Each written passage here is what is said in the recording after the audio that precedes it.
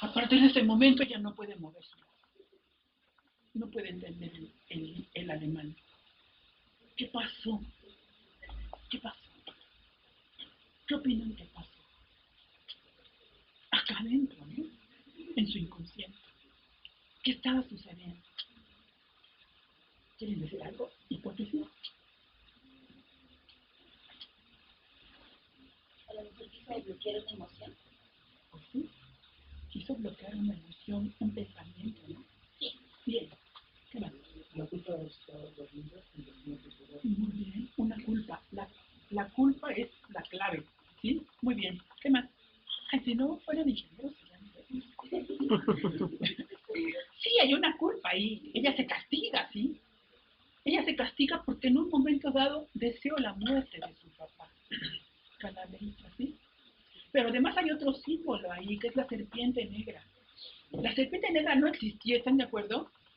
Ella la ve, pero no existe. Es una alucinación, pero significa algo. Esa serpiente negra tiene un simbolismo sexual. Es un símbolo fálico. Un símbolo fálico quiere decir un símbolo que asemeja a un órgano masculino que tienen todos. ¿Ok? Es un símbolo fálico. Entonces, ahí está el componente de sexualidad. Ella empieza a hablar sobre lo que pasó, sobre lo que sintió, sobre su papá enfermo. Ella es judía también. Y estamos hablando de finales del siglo XIX. Si ahora hay misoginia para las mujeres entre los judíos y son de segunda, en ese entonces olvídense, estaban todavía las casamenteras, las mujeres no estudiaban, las mujeres se sientan atrás en el templo porque no son dignas de sentarse adelante, ¿sí? Los padres deciden todo, las mujeres cómo van a estudiar, eso no es pensable que una mujer estudie. Ella era una mujer inteligente. Entonces, hay cierta animadversión, pero además también está toda la educación tradicional y otros fenómenos, que es el complejo de Edipo o el complejo de Electra. Resulta que la esposa del doctor Joseph Breuer está muy celosa de Ana, porque el doctor Joseph Breuer la va a ver a su casa. Ya le hablaron por teléfono al doctor Breuer que vaya a ver a Ana. ¿Cómo que vas a ver otra vez a esa señorita de 21 años? Y la esposa me imagino cuarentona, ¿no? ¿Cómo que vas a verla otra vez?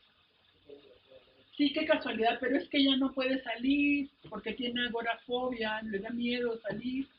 Oh, qué casualidad, esto no me gusta, ya no quiero que la veas, etcétera, ¿no? Ustedes saben cómo son los celos, ¿no? ¿Sí? Bueno, resulta que Ana dice que está embarazada del doctor Joseph Breuer, que está esperando un bebé de él.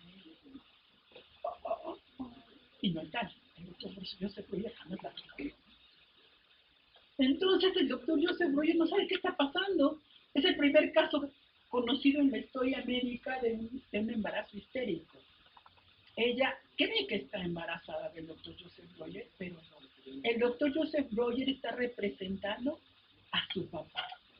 Es una persona mayor, es una figura de autoridad, ¿sí? No está enamorada del doctor Joseph Breuer. Ella no había resuelto su complejo de Electra, su complejo de Edipo. ¿Sí? Ella estaba enamorada de su papá. Y entonces, ¿qué está pasando, no? Ella se castiga. ¿Cómo es posible que una persona, pero no lo sabe y no lo sabe, una parte de su cerebro, de su mente, sabe que ama a su papá. Y ahí sí, pero lo reprime, lo manda al fondo del inconsciente. Y otra parte de ella se siente culpable, ¿sí? Como bien atinaste. ¿Por qué? Porque alguna vez pudo desear que su papá muriera. ¿Cuándo? En el mismo momento de la enfermedad. ¿Por qué pudo desear que su papá muriera? Sí o no, cuando tenemos un familiar enfermo y que está sufriendo mucho, es posible que pensemos, Dios mío, ya llévatelo y ya que me sufra. Pero después te sientes culpable porque lo amas, ¿sí? Sí, y realmente no quieres ningún daño para esa persona, quieres que esté bien y que no sufra, ¿sí? Pero te sientes culpable, ¿no? Entonces se castiga. Se castiga. Ella va, los síntomas van cediendo y ya no están. Y ella se va curando. Pero Joseph Breuer, el doctor Joseph Breuer, se espanta. Y entonces le dice a su mujer, nos vamos de vacaciones. Y se va con ella y le dice a Sigmund Freud, ahí te dejo mi caso. Yo me voy. Y se va. Y se lo deja a Joseph Breuer, le deja el caso de Ana a Sigmund Freud. El caso lo pueden encontrar en Estudios para la Histeria, gracias a Internet, por supuesto, ¿no? Esto ya lo dije. Sigue. Una expresión física de la emoción se llama catar. El recordar se llama abreacción. Le faltó una C.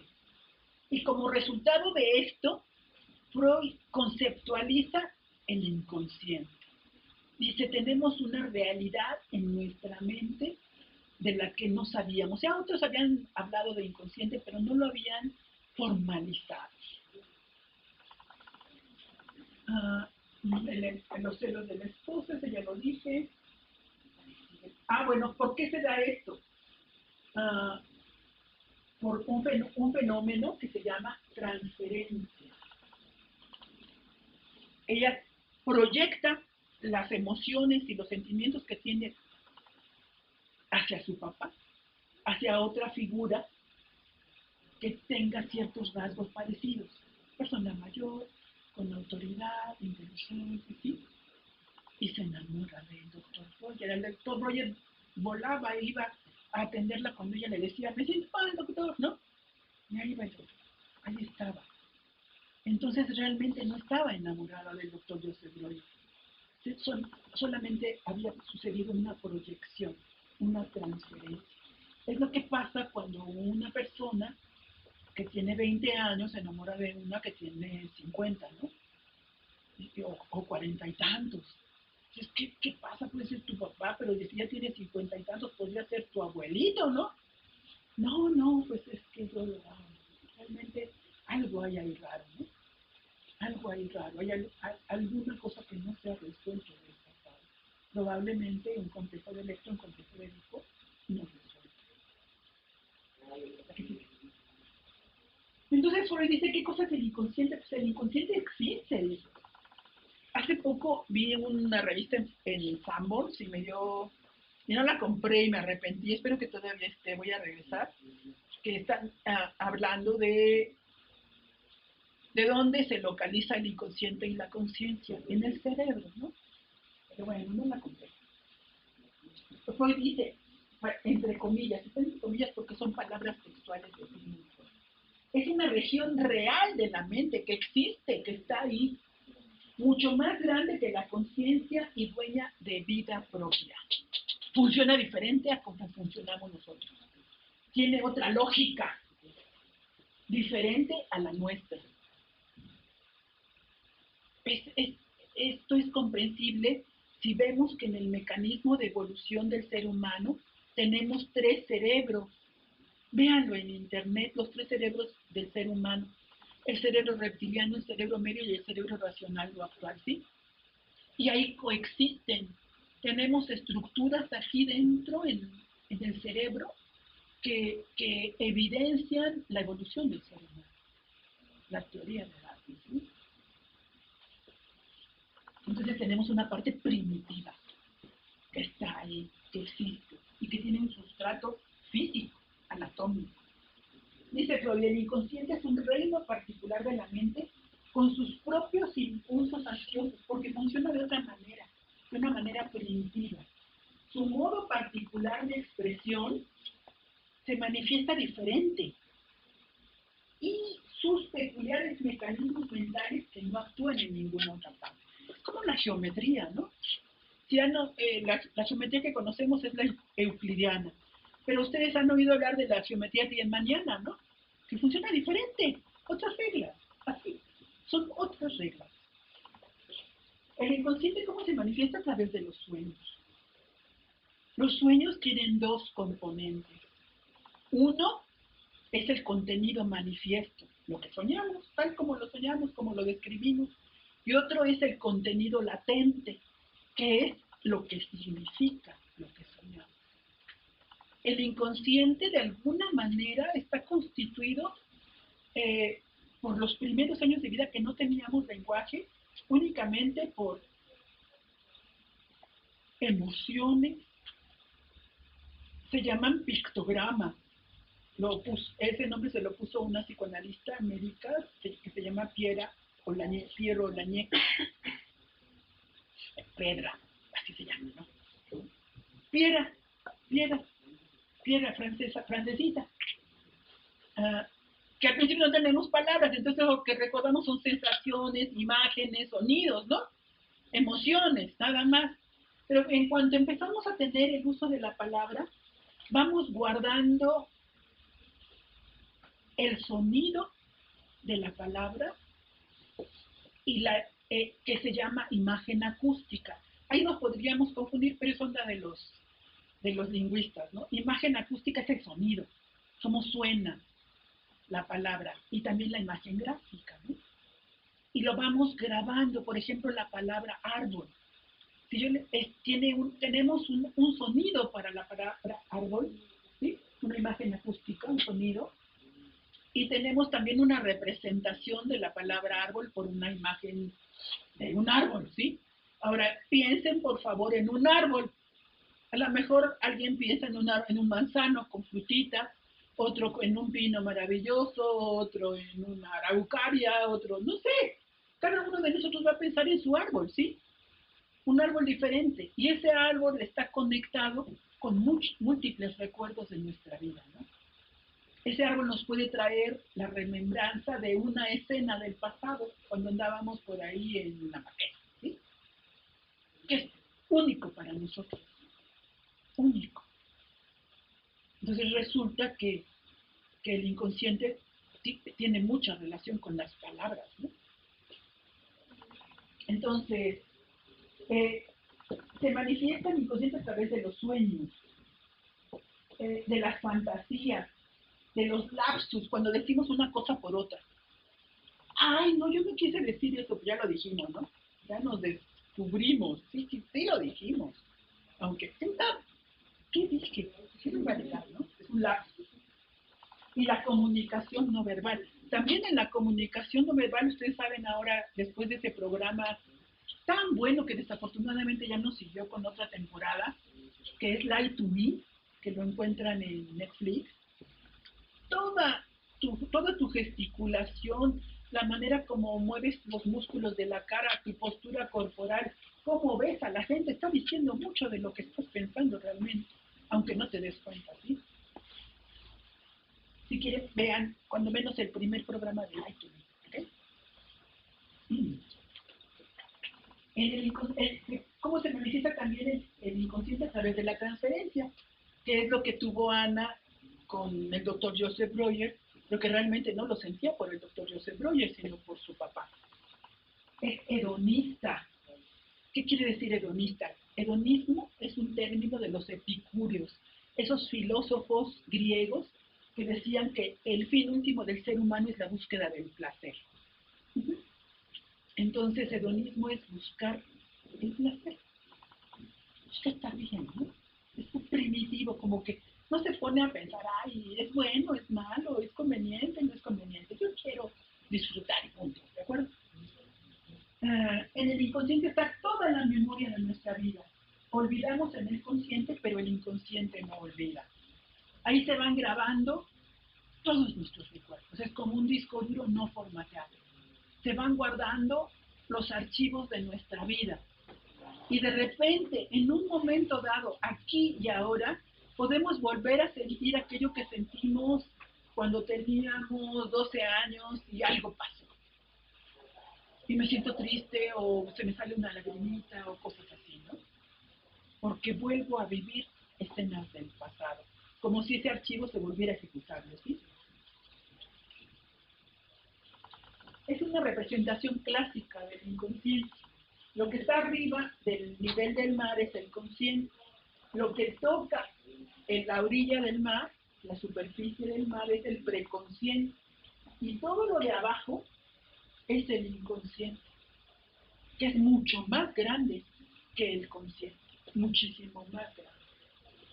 Aquí se dice que aquí está el inconsciente colectivo. Esa es aportación de otro psicoanalista muy famoso que es Carl Jung, discípulo de Freud. El inconsciente colectivo es aquella memoria de la especie que nos ha permitido sobrevivir y que se encuentra ¿dónde? En los genes. Información genética de sobrevivencia.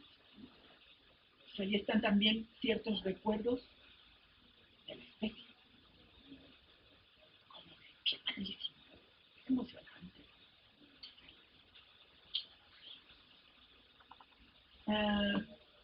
Por ejemplo, con el caso de Ana, las serpientes y las calaveritas nos están diciendo algo, ¿sí? Esas formaciones del inconsciente nos dicen que en algún momento dado Ana, porque eso ya se lo dije, el inconsciente no tiene la lógica que nosotros conocemos y el preconsciente es como RAM, ¿ok? Así se entiende muy bien. Es Random Access Memory, ¿sí? Es lo que tenemos en la computadora, tu RAM. Bueno, eso es lo que vimos antes, se llama primera tópica. ¿Qué quiere decir primera tópica? Primera tópica es la división del aparato psíquico en 3 lugares, topos, lugar, los topógrafos que hacen, miren los lugares, ¿no? Entonces, la primera tópica es la división del aparato psíquico en 3 lugares. 3. Consciente, preconsciente e inconsciente. Divide la mente en 3 partes, ¿no? Esa es la primera tópica. Pero Freud posteriormente, años después, hace una segunda tópica y divide el aparato psíquico en otros 3 lugares que tienen intersecciones en términos de teoría de conjuntos con el consciente y el inconsciente, ¿de acuerdo? Y estos 3 lugares diferentes se llaman ello, yo y superyo. El ello es básicamente inconsciente, aunque tiene su parte consciente. Una gran intersección con el inconsciente. No le interesan las evaluaciones realistas, le interesa lo que yo quiero y punto. No le interesan las exigencias de la sociedad, ni las normas de la sociedad, ni la ética. Lo importante es cómo logro lo que yo deseo. Podría ser algo así como Carlos Salinas, ¿no? No sé. Tiene deseos ilógicos. En el ello es posible amar profundamente a una persona y desear golpearla o matarla. Es atemporal. ¿Qué quiere decir atemporal? Lo que les acababa yo de explicar más o menos. Que aquí y ahora puede ser como un viaje en el tiempo y podemos estar sintiendo algo que sentimos en el pasado. Revivimos las escenas del pasado de repente. Es atemporal. Es parecido. Un déjà vu es cuando llegas a un lugar y dices, aquí esto ya lo viví, ¿no? ¿Qué pasa, no? Esto ya me pasó, ¿no? Pero en la atemporalidad es como un viaje en el tiempo.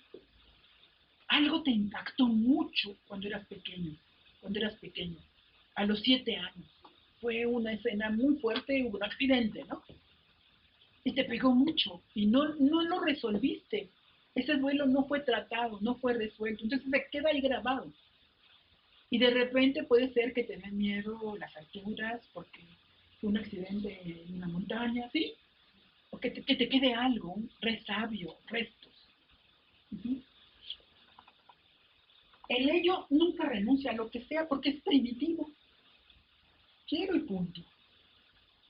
Es avaro, envidioso y egoísta. Y está regido por el principio del placer. Hedonista totalmente, ¿no? Igual que el inconsciente, ¿te acuerdas? Busca la satisfacción de los deseos y representa las pasiones indomables. Eso es el ello. En algunas teorías de análisis transaccional lo equiparan a un niño berrinchudo, rabioso, que dice quiero y me vale, ¿no? No es tanto como un niño, es como una parte primitiva de nosotros. La que sigue, por favor. El super yo. Desde que nacemos nos van diciendo, no le pegues a tu hermanito, no le pegues a tu mamá, no muerdas, no hagas esto, no agarres lo otro, ten cuidado. Nos van conformando una idea de qué cosas son buenas y qué cosas son malas, ¿sí? Nos van creando una conciencia moral. Entonces, el super yo es todas las normas morales y éticas que nos forma la sociedad, la familia, mamá, papá, la religión, ¿sí? La comunidad. Es inflexible e irrazonable, tanto como el ello. Es el que dice, debes, no debes, ¿sí? Desea que se castigue al ello por tener deseos para él inmoral. Es la conciencia moral y está regido, si el ello estaba regido por el principio del placer, el super yo está regido por el principio del deber, lo que debe ser, las normas, los mandamientos, ¿sí? Le dice al yo cómo debería ser y lo que no puede hacer. Entonces, tenemos dos instancias, una primitiva que dice yo quiero, una creada por la sociedad, por las normas culturales, por la religión, por los padres que nos dice, no debes, ¿no? El primero está regido por el principio del placer. El segundo está regido por el principio del deber, la conciencia moral. No te deja hacer nada, ¿no? Y el yo está regido por el principio de la realidad y quiere lo mismo que el ello.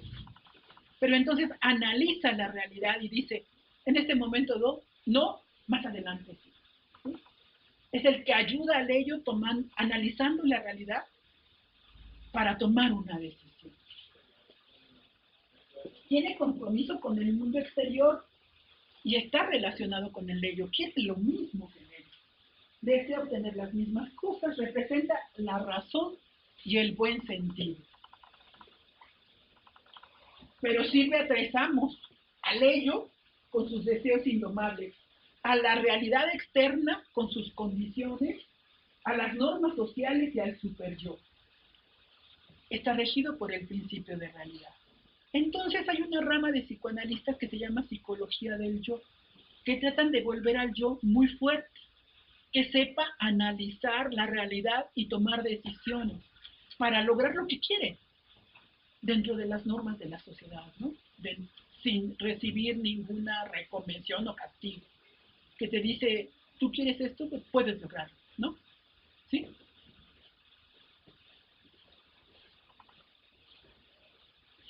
Para Freud, la pulsión sexual es lo más importante. Hay una razón biológica y genética para esto, la supervivencia de la especie, ¿no?